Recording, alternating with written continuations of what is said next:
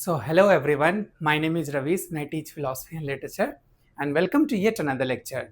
In this video, we are going to study Antonio Gramsci. Gramsci जो थे is very important especially for the student of UGC NET. अच्छा, मेरा जो मकसद है, मैंने कभी वीडियो में बताया नहीं, मेरा जो मकसद है वीडियो बनाने का वो स्पेशली फोकस्ड है लिटरेरी थ्योरी को इन डेप्थ में समझना। ये खासकर पीजी के स्टूडेंट के लिए है ना। आप अगर पोस्ट ग्रेजुएट में हो तो इन डेप्थ एनालिसिस आपके लिए बहुत इंपॉर्टेंट है। फिर अगर आप पीएचडी की तैयारी कर रहे हो या पीएचडी के स्टूडेंट्स हो, उसके लिए इम्पॉर्टेंट है। उसके बाद अगर आप किसी भी यूनिवर्सिटी के असिस्टेंट प्रोफेसर के लिए तैयारी कर रहे हो, है ना, तो उसके लिए बहुत ज़रूरत है। या फिर वैसे भी, या फिर यूपीएससी की तैयारी कर रहे हो तो यूपीएससी में भी अगर आपका ऑप्शनल फिलॉसफी है, लिटरेचर है, तो वहाँ से इस तरह के क्वेश्चंस आ सकते हैं। ये सारे के सारी चीज़ें कवर कर लेगा, है ना।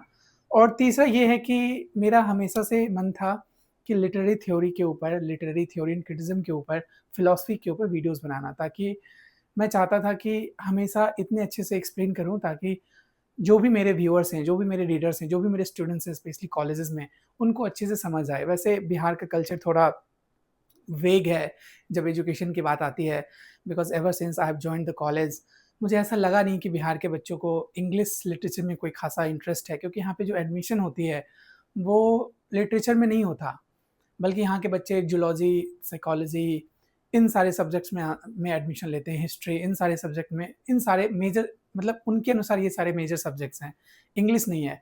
अब मुझे ये नहीं पता कि इंग्लिश क्यों नहीं है। शायद एक रीज़न ये भी हो सकता है कि गवर्नमेंट इंग्लिश को सपोर्ट नहीं करती बिहार में, क्योंकि 10th में जो इंग्लिश होता है बिहार बोर्ड में, तो उसमें उसका जो मार्क्स है वो काउंट नहीं होता। तो इस तरह से डिसहार्टेंड थोड़ा, अब ऑब्वियस बात है, English as an English professor मुझे डिसहार्टेंड जैसा फील होता है, क्योंकि यहाँ के बच्चों की इंग्लिश बहुत कमज़ोर है। तो मे बी शायद इस वजह से भी इंग्लिश नहीं पढ़ना चाहते हैं। लिटरेरी थ्योरी और क्रिटिसिज्म तो दूर की बात है, क्योंकि मैं पीजी कॉलेज में था पहले, तो पीजी के बच्चों को भी पढ़ाया। तो मैं बच्चों को नहीं कह रहा कि बच्चे की प्रॉब्लम है, बट आई थिंक ओवरऑल ये पूरा का पूरा गवर्नेंस का प्रॉब्लम है। इसलिए भी मैंने मार्क्सिज्म के ऊपर वीडियो बनाया कि किस तरह से गवर्नेंस का फॉल्ट है हर चीज़ में, है ना। और कहीं न कहीं आप लोग देख सकते हो इन सारी चीज़ों को। एनीवे, तो मेरा मकसद है सिर्फ़ और सिर्फ़ लोगों को अवेयर करना, है ना। Socially, politically, philosophically, intellectually aware हो जाओ।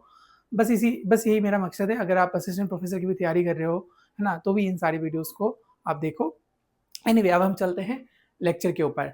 तो आज का जो लेक्चर था वो है ग्रैमची के ऊपर। ग्रैमची जो थे, he was an Italian philosopher. वैसे फिलोसोफर तो थे नहीं, इनको कभी डीप फिलोसॉफिकल थिंकर नहीं माना जाता है। ही वाज अ जर्नलिस्ट। ऑलराइट, अब हम लोग सीधा लेक्चर पे चलते हैं। कहता है, जो ग्रैमची थे, Gramsci was a socialist journal and he was a founder of Italian communist party. He was a founder of Italian Communist Party. He was a social journalist. He was a social journalist, ठीक है। और मॉसलिनी के समय में, मॉसलिनी के समय में ये he was a prisoner during मॉसलिनी, ठीक है। और इनका जो सबसे फेमस वर्क है, इन्होंने अपने प्रिजन में ही लिखा था, जिसका नाम था prison notebooks. Prison notebooks, prison notebook. Clear है? अब समझते हैं founder of Italian communist party. जब हम कम्युनिज्म की बात करते हैं, कम्युनिस्ट पार्टी की बात करते हैं, कम्युनिज्म से पता चल गया है कि मार्क्स से इंस्पिरेशन है ना। क्योंकि मार्क्स चाहते थे सोशलिज्म और कम्युनिज्म आए, सोशलिज्म के बाद कम्युनिज्म आए, है ना। मैं ऑलरेडी वीडियो बना चुका हूँ इस पर, सोशलिज्म क्या है, कम्युनिज्म क्या है, मार्क्सिज्म क्या है ना। तो प्लीज़ आप उस वीडियो को देखो, तभी ये वीडियो आपको, ऐसे ये वीडियो ऐसे भी समझ आ जाएगी, but still my opinion, if you would ask me, my advice would be to go and watch all the previous videos जो भी मैंने मार्क्स के ऊपर बनाया है या फिर ल्यूकस के ऊपर बनाया है, ताकि उसके बाद जितने भी जनरेशनल मार्क्सिस्ट थिंकर्स हैं, है ना, उनको आप आसानी से समझ पाओ। तो उसके बाद है, ही वॉज अ सोशल जर्नलिस्ट।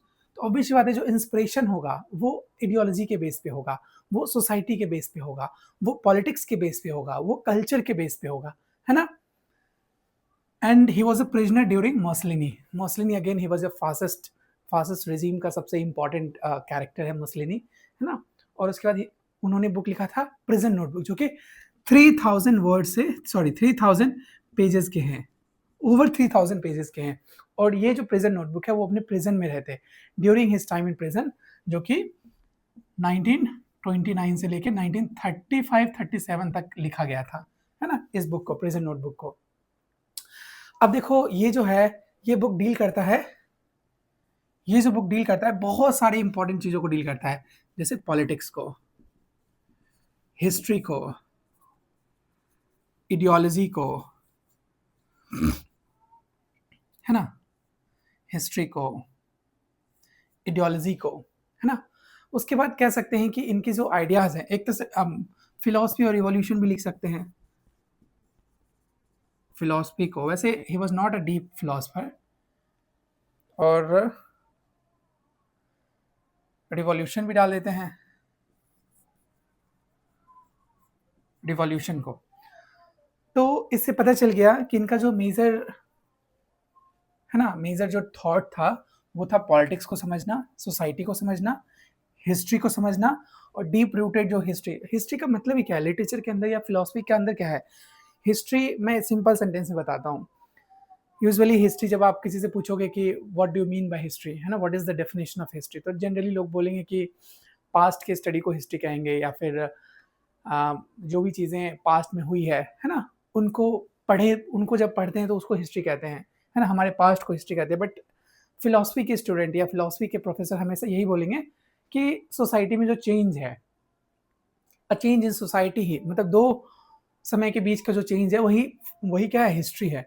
लेकिन यहाँ पे हिस्ट्री क्लास स्ट्रगल, हिस्ट्री जो है क्लास के स्ट्रगल को बताता है, सोसाइटी में किस तरह से स्ट्रगल हो रहा है उसको बताता है.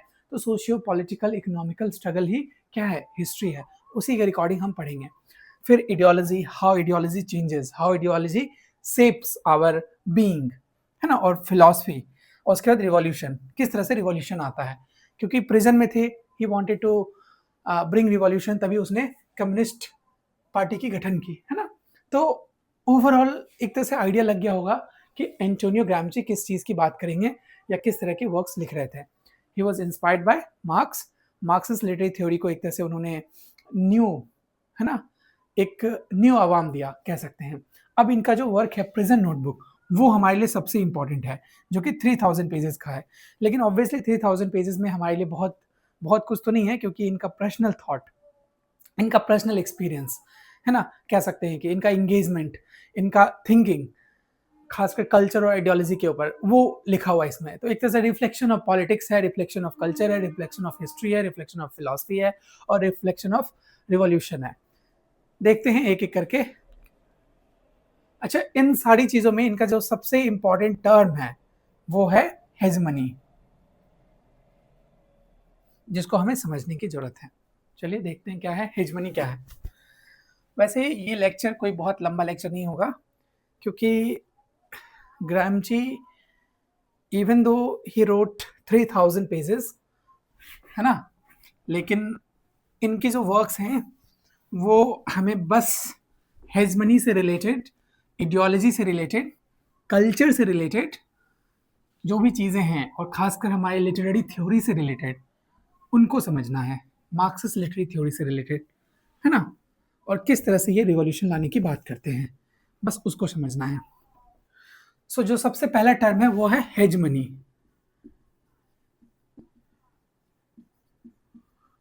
हेजमनी, इसको समझते हैं.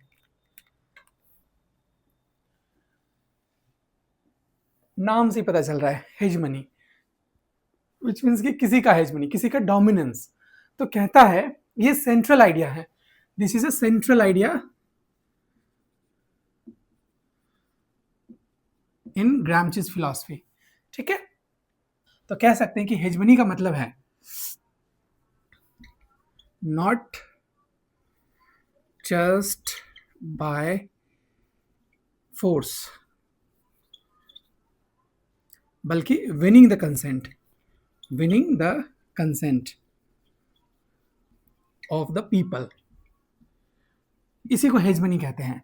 तो कह सकते हैं कि hegemony is the dominance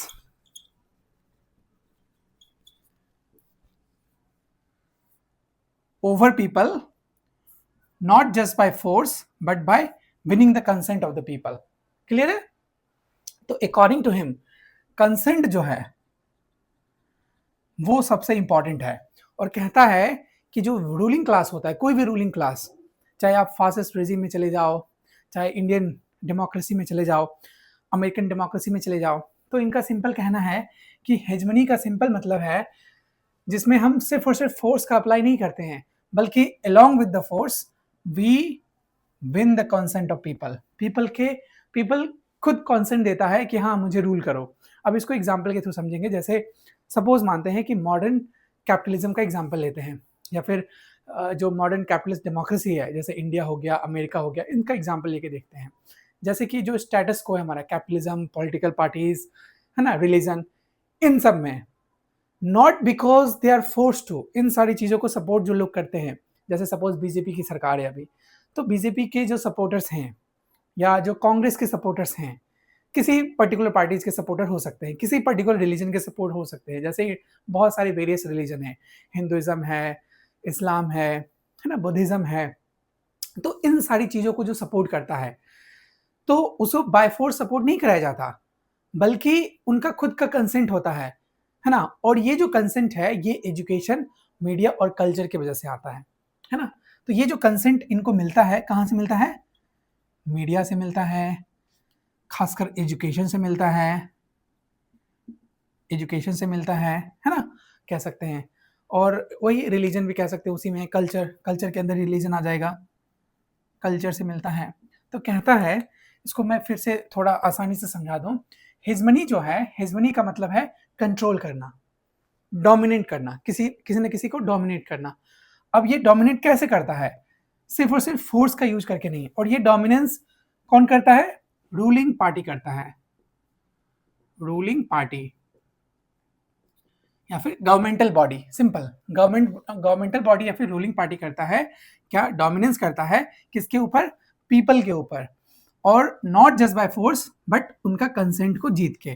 consent का मतलब हो गया, कंसेंट कैसे जीतेगा? विच मीन्स की मीडिया के हेल्प से, एजुकेशन के हेल्प से, कल्चर के हेल्प से। जैसे मैं रिलीजन मैंने बोला, अगर सपोज हिंदुइज्म है तो हिंदुत्व जो कल्चर है, हिंदुत्व जो अवधारणा है, जो इडियोलॉजी है ना, उसमें लोग, जितने भी लोग उस आइडियोलॉजी से बिलोंग करते हैं, जितने भी लोग हिंदुत्व आइडियोलॉजी से बिलोंग करेंगे, या जितने लोग इस्लामिस्ट या फिर बुद्धिस्ट या फिर कह सकते हैं कि जैनिज्म, इन सारी चीज़ों से बिलोंग करते हैं, तो वो अपने लीडर को चूज करते हैं, not by force but willingly, क्योंकि उनको लगता है कि उनका अलायंस, उनका जो आइडियोलॉजी है वो अलायंस करता है उस पर्टिकुलर पार्टी से। जैसे बीजेपी का मोस्टली जो अलायंस करता है वो हिंदुइज्म से करता है ना। तो इस सेंस में इस तरह से भी हम इसको समझ सकते हैं। तो विच मीन्स कि कल्चर काफी बड़ा रोल अदा करता है, एजुकेशन उससे भी बड़ा रोल अदा करता है, और मीडिया तो बड़ा रोल अदा करता ही करता है। तभी तो लोग कहते हैं गोदी मीडिया है, तो ये मीडिया है, तो वो मीडिया है ना। तो ये सारे के सारे क्या करते हैं? कंसेंट देते हैं, लोगों का कंसेंट देते हैं, किसको? इस रूलिंग पार्टी को, जिससे हेजमनी क्रिएट होता है। आई होप अब क्लियर हो गया होगा हेजमनी क्या है। अभी लहर चला है बीजेपी का, तो बीजेपी अभी सबसे स्ट्रॉन्गेस्ट पार्टी है इंडिया के अंदर।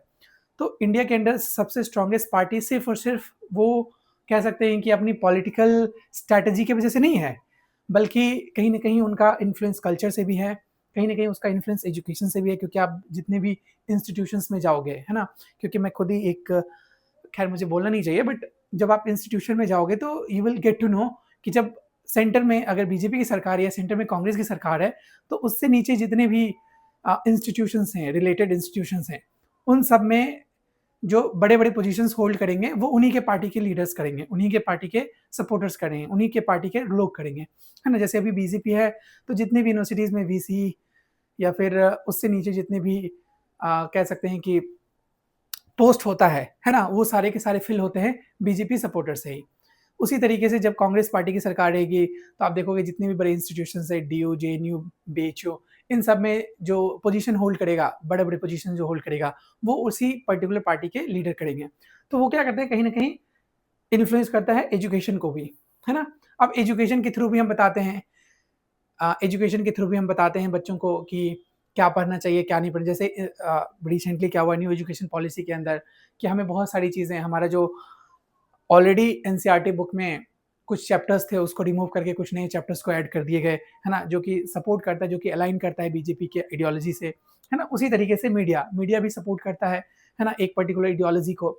तो इसके थ्रू क्या है, लोगों ने क्या किया, सोसाइटी का कंसेंट लिया, है ना, जिसको एज ए कॉमन सेंस रखा कि सोसाइटी ने कंसेंट दे दिया। अब उस कंसेंट के बेसिस पे क्या करेगा, जो रूलिंग पार्टी है वो हेजमनी क्रिएट करेगा, वो अपने डोमिनेंस क्रिएट करेगा, किसके ऊपर, समाज के ऊपर।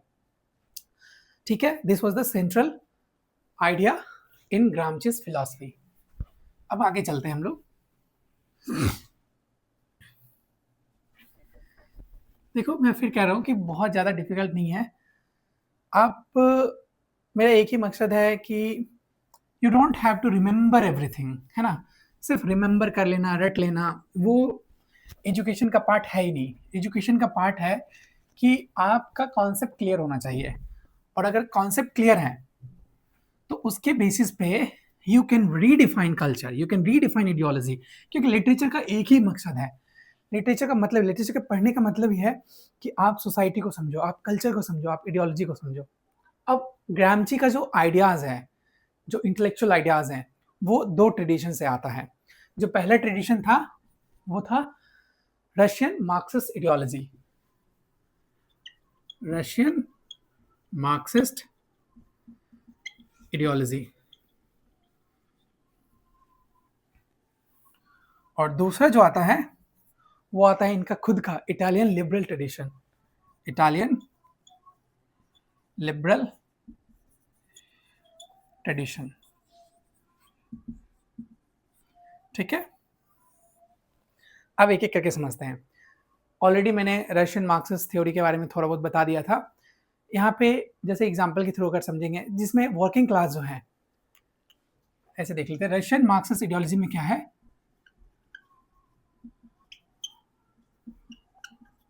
जो वर्किंग क्लास है वो अपने लीडरशिप की वजह से रिवॉल्यूशनरी अलायंस करता है, लीडरशिप की वजह से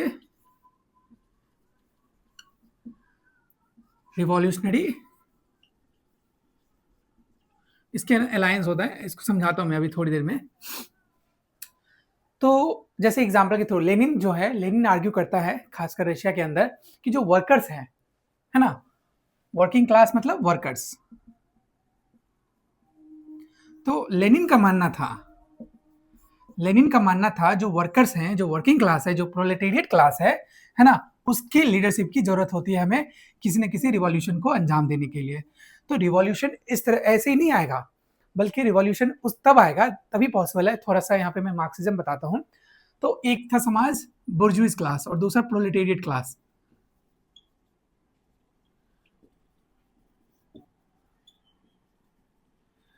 प्रोलेटेरिएट क्लास वैसे मैं ऑलरेडी इस पे बता चुका हूँ, बट थोड़ा देर के लिए। तो जो बुर्जुआ क्लास है और जो प्रोलेटेरिएट क्लास है, ये वर्किंग क्लास है, और ये वर्किंग क्लास को मतलब वर्क देने से एक्सट्रैक्ट किया गया। उसके मतलब कह सकते हैं कि जो प्रोलेटेरिएट क्लास है ना, ये वर्किंग क्लास है, इसके पास कोई भी चीज़ नहीं है, ये कोई भी चीज़ ऑन नहीं करता, ना कंपनी ऑन करता है, ना रॉ मटेरियल ऑन करता है ना, सिर्फ और सिर्फ वर्क करता है। जैसे सपोज आप किसी बड़े फर्म में काम कर रहे हो, किसी बड़ी कंपनी में काम कर रहे हो, है ना, तो आप उस कंपनी को भी, आपके हाथ में वो कंपनी भी नहीं है, उसका मार्केट शेयर आपके हाथ में नहीं है ना। आप कंपनी में क्या बन रहा है, कैसे बन रहा है, कहाँ से मटेरियल आ रहा है, इन सारी चीज़ों पे आपका कोई कंट्रोल नहीं है। और आप कंपनी कितना कमा रही है, कितना रेवेन्यू जनरेट कर रही है, उस पर भी आपका हाथ नहीं है, उस पर भी आपका कोई हाथ नहीं है ना। तो जो प्रोलेटेरिएट है, he is simply a working class, जिसको एक्सप्लॉइट किया जा रहा है, किसके द्वारा, बुर्जुइस क्लास के द्वारा, जिसके पास कंपनी है, जिसके पास पावर है, जिसके पास वेल्थ है, जिसके पास लैंड है ना। तो कहता है, लेनिन का कहना है कि रिवॉल्यूशन तभी आएगा, सोशलिज्म तभी आएगा, या कम्युनिज्म तभी आएगा, जब ये जो लीडरशिप है, ये लीडरशिप सिर्फ एक इंसान के हाथ में नहीं होगा, बल्कि ये रिवॉल्यूशन एक्शन लाने के लिए हमें वर्किंग क्लास की जरूरत पड़ेगी। वर्किंग क्लास जब उठ खड़ा होगा, जब वर्किंग क्लास अपने आप को एक्सेप्ट करेगा, है ना। जैसे राइफिकेशन, मैंने एक पहले बताया था, एक थ्योरी है राइफिकेशन जॉर्ज ल्यूकाच की, जिसके अंदर राइफिकेशन का मतलब है थिंगिफाई कर देना, है ना, इंसान को थिंग्स बना देना। तो कहता है जब वर्किंग क्लास ये एक्नॉलेज कर लेता है कि दैट वी आर थिंगिफाइड, है ना, हम लोग मटेरियल बन गए। जब वर्किंग क्लास एक्सेप्ट कर लेता है कि हम मटेरियल बन गए, तो वो उठ खड़ा होता है और वो उसके लीडरशिप में वो सारे वर्किंग क्लास को, जितने भी वर्कर्स हैं, जब वो स्ट्राइक पे जाते हैं तो उनको बताते हैं कि तुम्हें कितना ऑपरेश किया गया, है ना। तो जब उसका ऑपरेशन उसे पता चल जाता है, जब वर्किंग क्लास को कितना ऑपरेश किया गया, हिस्टोरिकली कितना उसको एक्सप्लॉइट किया गया, जब वर्कर्स को पता चल जाता है, तब जाके एक रिवॉल्यूशन आता है। और वही रिवॉल्यूशन क्या करता है, सोसाइटी को चेंज करता है। तो एक तरह से रशियन मार्क्सिस्ट आइडियोलॉजी से इंस्पायर्ड था, विच मीन्स कि जहाँ पे वर्किंग क्लास है उसे लीडरशिप निभाना पड़ेगा, उसे आना पड़ेगा आगे और उसे लीडर बनना पड़ेगा और उसे लोगों को बताना पड़ेगा कि how they have been exploited throughout the generations. और दूसरा था इटालियन लिबरल ट्रेडिशन के थ्रू। तो इटालियन लिबरल ट्रेडिशन के अंदर क्या होता है, यहाँ पे नेशनल यूनिटी होता है, किसके थ्रू, नेशनल यूनिटी होता है, किसके थ्रू, तो कल्चरल लीडरशिप के थ्रू, कल्चरल लीडरशिप के थ्रू। वहां पे लीडरशिप कहाँ है, वर्किंग क्लास के हाथ में है। यहाँ पे कल्चरल लीडरशिप है, विच मीन्स कि जो ऑलरेडी समाज में लीडर है। तो इसमें जैसे कह सकते हैं कि किसके थ्रू कर रहा है, यहाँ पे एजुकेशन के थ्रू करेगा, रिलीजन के थ्रू करेगा, है ना, पेट्रोटिक मिथ के थ्रू करेगा, मिलिट्री के थ्रू करेगा, ठीक है, एजुकेशन के थ्रू, रिलीजन के थ्रू, पेट्रोटिक के थ्रू, है ना, कह सकते हैं। अब देखो दोनों में डिफरेंस पता चल गया होगा। अब इन दोनों को, अगर इन दोनों इंटेलेक्चुअल थॉट को कंबाइन कर देंगे, वही थॉट है ग्रैमची का। तो ग्रैमची का कहना है कि जैसे इटालियन लिबरल ट्रेडिशन है, तो लिबरल ट्रेडिशन का मतलब है वो अपने उसका ट्रेडिशन जो है, जैसे कल्चरल लीडरशिप, कि उसका एक ही लीडर होगा, है ना, जो हर चीज़ को कंट्रोल करेगा, जैसे कि एजुकेशन को कंट्रोल करेगा, रिलीजन को कंट्रोल करेगा, है ना, और लोगों को पेट्रोटिक बनाएगा। जैसे अगर मैं एग्जाम्पल दूँ तो कह सकते हैं कि जो क्लास है ना, मतलब कि कह सकते हैं कि अ class rules not by just owning factories but by shaping values, belief and everyday life.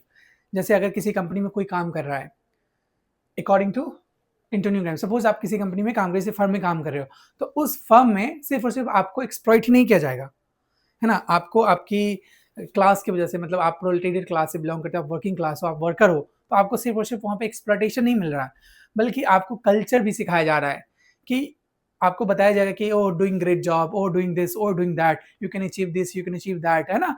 आपको एक तरह से रिलीजियस, जैसे पूरे के पूरे इटली में 99-98% के लोग जो है वो ऑर्थोडॉक्स क्रिश्चियंस हैं, है ना, कैथलिक क्रिश्चियंस हैं। तो उनको उनकी क्रिश्चियनिटी के बारे में बताया जाएगा, क्रिश्चियनिटी को जोड़ के, है ना, उनके रिलीजन को जोड़ के बताया जाएगा, है ना, किस तरह से आप हार्ड वर्क कर सकते हो, किस तरह से जीसस कहता है हार्ड वर्क करने के लिए। या फिर एजुकेशन के थ्रू, जब आप हायर एजुकेशन में हो, मिडिल एजुकेशन में हो, मिडिल क्लास में हो, और मिडिल क्लास कहता हूँ मैं, एजुकेशन मतलब सीनियर सेकेंडरी में हो, या फिर कह सकते हैं कि ग्रेजुएशन कर रहे हो, पोस्ट ग्रेजुएशन कर रहे हो, उन सारी चीज़ों में आपको बताया जाएगा, एजुकेशन के थ्रू आपको बताया जाएगा, है ना, कि किस तरह से आपको बिहेव करना चाहिए, किस तरह से आपको रहना चाहिए, है ना। तो ये सारे की सारी चीज़ें यूज करके, मतलब इन दोनों को कंबाइन करके उसने बोला कि हेजमनी क्रिएट की जाती है। क्लियर है। अब वो बात करता है स्टेट एंड सिविल सोसाइटी की, है ना, क्योंकि इनका जो आइडिया, क्योंकि ये इम्प्रिजन कर दिए गए थे ना, इनको जेल में डाल दिया गया था, तो ऑब्वियस सी बात है इनका जो गुस्सा होगा वो किसके ऊपर होगा, स्टेट के ऊपर होगा। और स्टेट को जो रूल कर रहा था उसमें उसमें मुसलिनी रूल कर रहे थे, और मुसलिनी जब रूल कर रहा था तो खासकर कह सकते हैं कि फासिस्ट रिजीम था, तो फासिस्ट रिजीम के अगेंस्ट ये लिख रहे थे, है ना, इससे पता चल जाता है।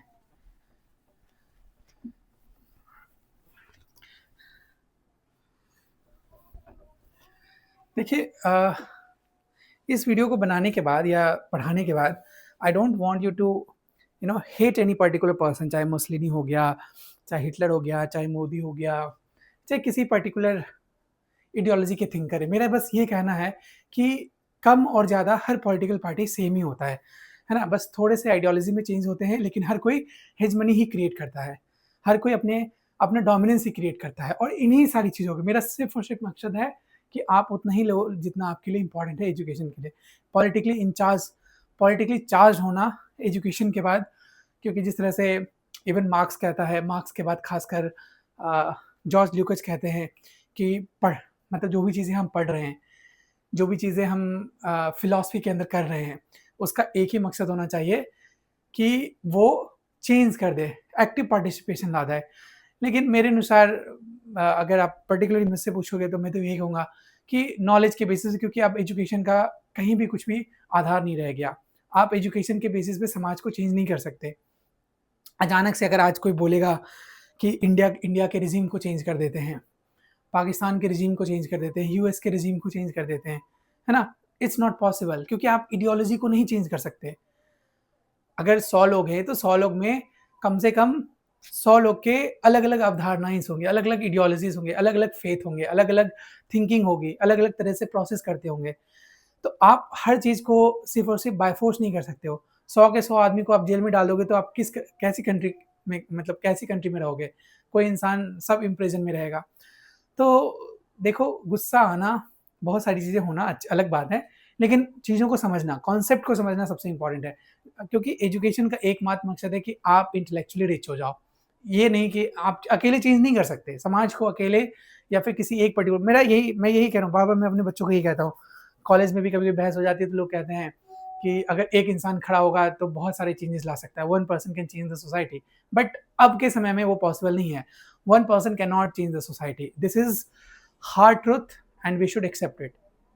ठीक है, उसके लिए हमें बहुत सारे फोर्सेस की जरूरत पड़ेगी, बहुत डिफरेंट डिफरेंट, क्योंकि हम लोग एक बाइपोलर नेशन में नहीं है अब हमारे पास मल्टीपल आइडियोलॉजीज हैं। उन सारी आइडियोलॉजीज को हमें चेंज करना पड़ेगा, तभी तो वो कहता है एजुकेशन का यूज कर रहा है, देख रहे हो ना? हिजमनी क्रिएट करने के लिए एजुकेशन है, कल्चर है, रिलीजन है, इन सारी चीजों को यूज किया जाता है, तब जाके हिजमनी क्रिएट होता है, तब जाके लोगों को पपेट बनाया जाता है। अब वो बात करता है स्टेट एंड सिविल सोसाइटी।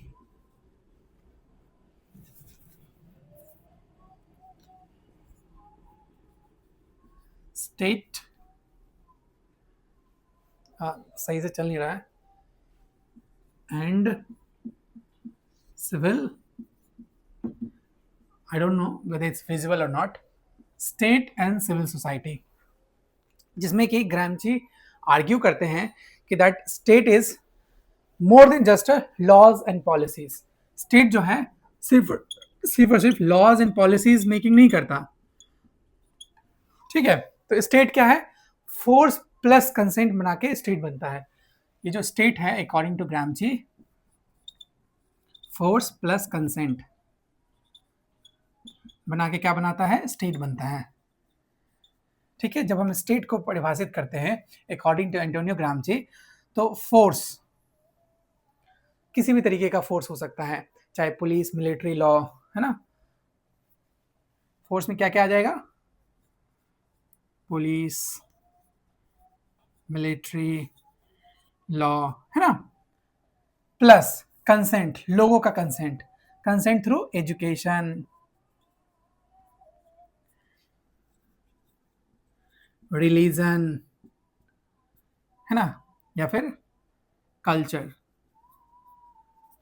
तो जब हम force plus consent, force plus consent दोनों को मिलाते हैं तब जाके स्टेट बनता है।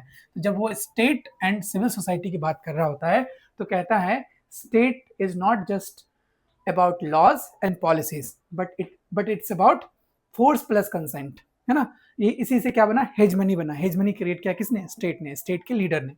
ठीक है, तो कह सकते हैं जब हम स्टेट की बात कर रहे होते हैं तो स्टेट क्या हो जाएगा? Political society plus civil society, है ना?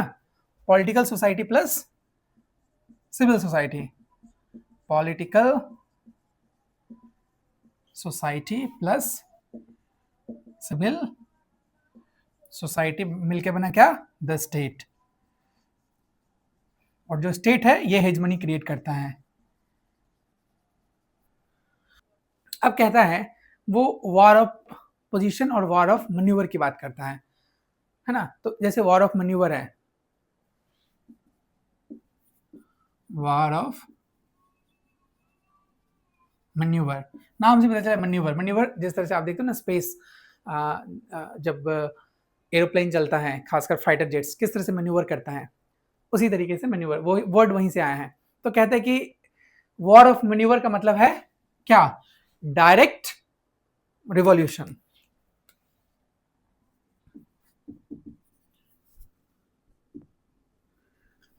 पता नहीं चल क्यों नहीं रहा है।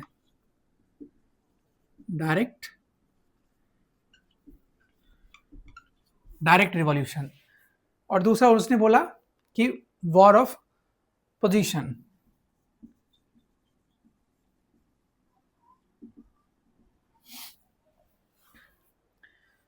स्टेट वर्सेस सिविल सोसाइटी समझ आ गया। अब वो कहता है war of position versus war of manoeuvre की बात करता है। तो वॉर ऑफ मैन्यूवर में क्या हो गया, डायरेक्ट रिवॉल्यूशन। डायरेक्ट रिवॉल्यूशन में क्या होगा कि सपोज मान के चलो, जैसे एक एग्जांपल है विंटर पैलेस रशिया के अंदर। रशिया में एक विंटर पैलेस है जहाँ पे बहुत सारे लोग इकट्ठे हो गए और रशियन रिवॉल्यूशन की बात करने लगे, है ना। तो वो क्या था, वो एक डायरेक्ट रिवॉल्यूशन था कि आप किसी जैसे एग्जाम्पल के थ्रू सपोज आज बांग्लादेश में अचानक से पूरे के पूरे रिजीम को चेंज कर दिया ना, क्योंकि वो जो वहाँ की जो प्राइम मिनिस्टर थी उसको हटा के एक नया प्राइम मिनिस्टर बन गया।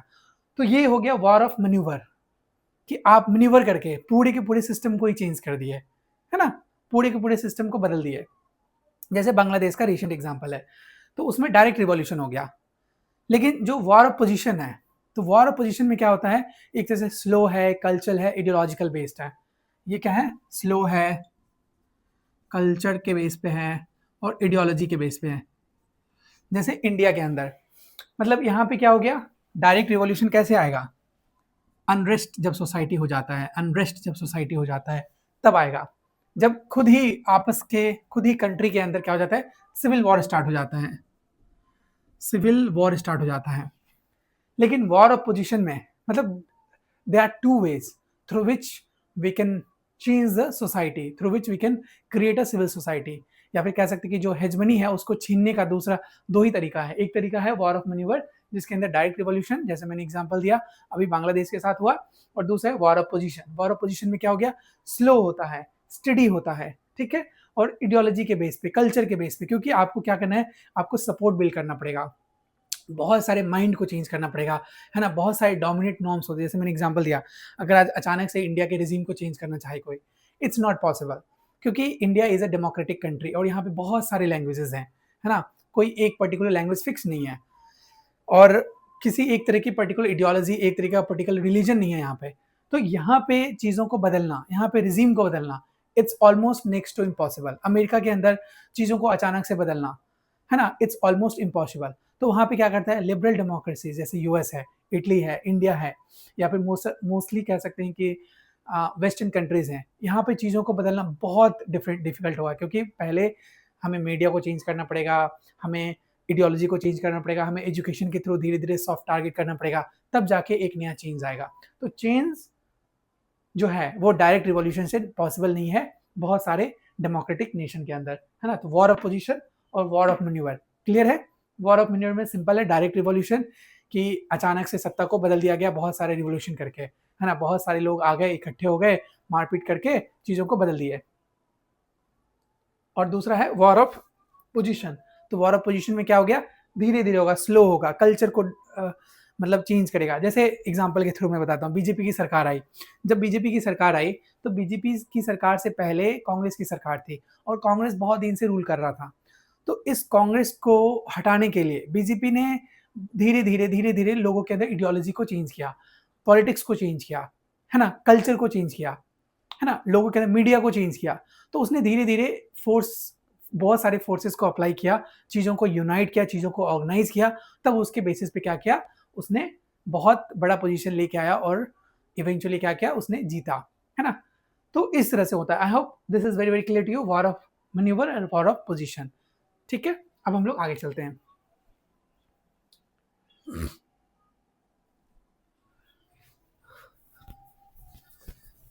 अब वो थ्योरी ऑफ इंटेलेक्चुअल्स की बात करता है ना, थ्योरी ऑफ जिसने उसने दो अलग अलग टाइप के इंटेलेक्चुअल्स की बात करता है, जिसमें कि एक आता है ऑर्गेनिक इंटेलेक्चुअल्स और एक आता है ट्रेडिशनल इंटेलेक्चुअल्स। ज़्यादा रब करने की जरूरत नहीं है, बस इतना ही कर देता हूँ मैं, है ना, इसको भी और कंफ्यूजन ना हो। नेक्स्ट वो बात करता है थ्योरी ऑफ इंटेलेक्चुअल्स।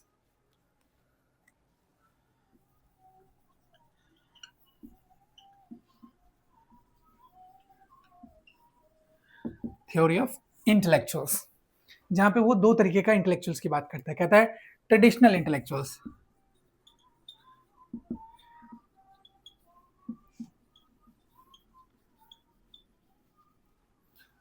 और दूसरा बात करता है ऑर्गेनिक इंटेलेक्चुअल्स। नाम से पता चल रहा है ना, ट्रेडिशनल इंटेलेक्चुअल्स और ऑर्गेनिक इंटेलेक्चुअल्स। तो ट्रेडिशनल इंटेलेक्चुअल्स में क्या आ जाएगा, जैसे कलर्जी आ जाएगा, एकेडमिक्स आ जाएगा, एलीट आ जाएगा, जैसे जो अपने आप को कहते हैं ना पॉलिटिक्स से अब मानते हैं, रूलिंग क्लास हो गया, जैसे कंजर्वेटिव यूनिवर्सिटीज होते हैं, प्रोफेसर्स होते हैं, कैथलिक्स प्रिस्ट होते हैं, फासिस्ट इटली था, है ना, ये सारे के सारे ट्रेडिशनल इंटेलेक्चुअल्स हो गए।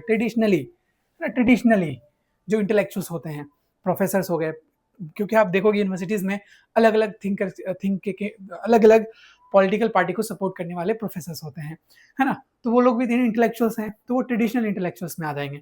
कलर्जी मैन, इंटेलेक्चुअल एकेडमिक्स, जो भी एकेडमिक्स में है ना, या फिर कह सकते हैं कि वैसा क्लास जो बहुत पावरफुल है ना, तो वो सारे के सारे ट्रेडिशनल इंटेलेक्चुअल्स में आ जाएंगे। लेकिन ऑर्गेनिक इंटेलेक्चुअल्स वैसे इंटेलेक्चुअल्स को कहते हैं जो कि सोशल क्लास से इंस्पायर होता है, सोशल क्लास से बढ़ता है, जैसे यूनियन लीडर हो गया, फैक्ट्री लीडर हो गया, या फैक्ट्री में काम करने वाले हो गए, है ना, ग्रास रूट से आने वाले हो गए, तो वो ऑर्गेनिक इंटेलेक्चुअल्स। तो दो तरह के इंटेलेक्चुअल्स लोगों के बारे में बातें किया, एक बातें किया ट्रेडिशनल, और दूसरा उसने बातें किया ऑर्गेनिक इंटेलेक्चुअल्स।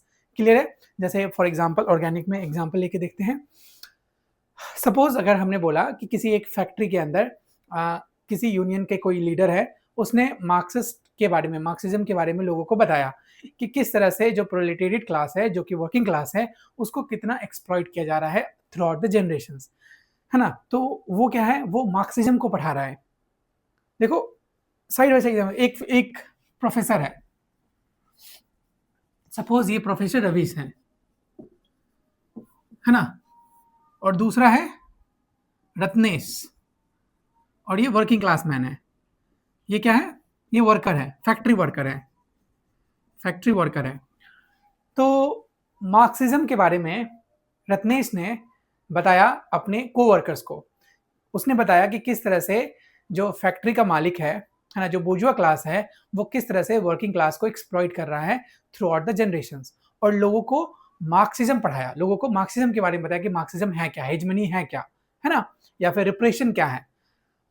और एट द सेम टाइम जो प्रोफेसर रवीश है, उसने भी अपने बच्चों को यूनिवर्सिटीज में क्लास लेक्चर में बताया मार्क्सिज्म के बारे में कि मार्क्सिज्म है क्या। तो दोनों ही बता रहा है फिलॉसफी को, दोनों ही सिखा रहा है फिलॉसफी को, है ना, दो अलग अलग तरीके के लोगों को, एक वर्किंग क्लास को और एक इंटेलेक्चुअल क्लास को सिखाया जा रहा है। तो इसी को बोला गया एक ट्रेडिशनल इंटेलेक्चुअल्स, जो कि ट्रेडिशनली सोसाइटी में आइडियोलॉजी या फिर लोगों की जो माइंड है उसको शेप करते हैं। और दूसरा ऑर्गेनिक इंटेलेक्चुअल्स वैसे इंटेलेक्चुअल्स होते हैं जो कि ऑर्गेनिक होते हैं, जो कि सोशल क्लास से इमर्ज होकर बनते हैं, जैसे कि फैक्ट्री का कोई एक यूनियन लीडर है, वो मार्क्सिज्म को पढ़ा रहा हो। ठीक है, क्लियर है? This is all for today.